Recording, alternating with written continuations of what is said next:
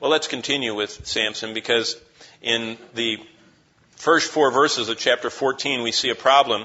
The evidence of spiritual decline can be found in the way he decided to get along with his loved ones, especially his parents. He disobeyed them. What did he decide? Well, first of all, he decided to go away from the Lord. Note what it says in verse 1. Now Samson went down to Timnah and saw a woman of Timnah, of the daughters of the Philistines. Did you know that's a little statement, but it's a profound statement. He chose to go down away from the Lord, away from the Lord's way. He was a Nazirite. He was to be not only separated from death and from alcohol and from anything to do with disobedience, he was to be pure as the Lord's servant. And that meant marry only within the covenant people. Well, Samson went down, it's true both spiritually and geographically. Instead of staying within the borders of Israel, he went into enemy territory and fell in love, or rather in lust, with a heathen woman. Secondly, it says that he began to ignore God's rules. He knew the laws of separation God had given to the Jews, but he ignored them. He chose to ignore them. He chose to not only go to Timnah and look for one, but he picked one. He didn't just think through, hey, maybe there's some, pretty gals down the road here and this. No. He spied one and wanted one and chose one. He ignored God's rules. He went away from the Lord. He looked in the wrong spot for what he wanted, and then he chose to ignore God's rules. But look at this. Samson said to his father, right at the end of verse 3 of chapter 14, "Get her for me, for she pleases me well." Literally, she is in my eyes. Did you know that's what the Hebrew words are? For she is in my eyes. He says, man, I can't get her off my mind. I can see her all the time. She's just filling my mind. You know what that is? Total outward focus. He saw her body. He never saw her spirit. He never looked at her soul. He never thought of her character. He looked at her body. And he was living for the moment. He was living for the lust of his flesh. And he decided he would be his own authority. That started when he chose to disobey his parents. When they said, don't do that, Samson. You shouldn't go that way. You shouldn't do that. Now, God overruled.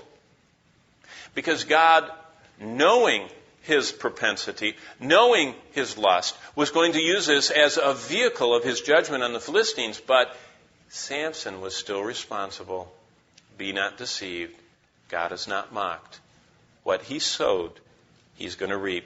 Well, starting in verse 5, he compromises his life down through verse 20.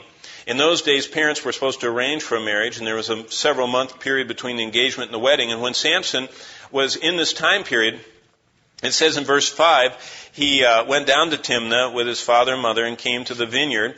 And to his surprise, a young lion came roaring against him. Now, what's interesting about this is that he was getting a series of warnings from the Lord. This lion was remember, your adversary, the devil, prowls around like a what?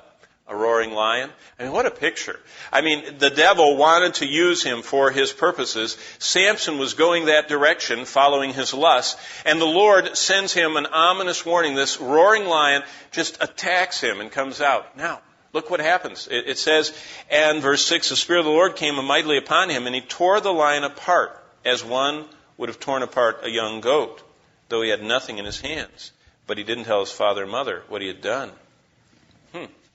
I mean, can you imagine a full-grown, whatever size big lion this was, leaping on him, and he grabs him, tears him in half, throws him in the ground, walks away. I mean, you talk about an amazing superhuman strength. But he didn't get the message. Even though he compromises his life, even though he goes through this bad choice, God still was trying to warn him. Do you remember the scriptures from last time, 2 Corinthians 6? Don't be unequally yoked together with unbelievers. God, that is an Old Testament passage, and Samson, from his consecration, should have known the Old Testament scriptures, which was what he was supposed to spend his time doing, not chasing after women and looking for the ones that would fill his eyes. He was supposed to be a man of the Word, to be a mighty judge, but he sought to be unequally yoked. And God says, come out from among them. Be separate from the Philistines. Don't touch what is unclean, and I will receive you. But he did.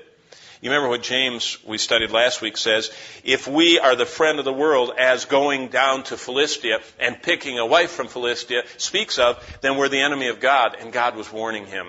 He didn't heed the warning. You remember what it says in 1 John 2, if we love the world, the love of the Father is not in us.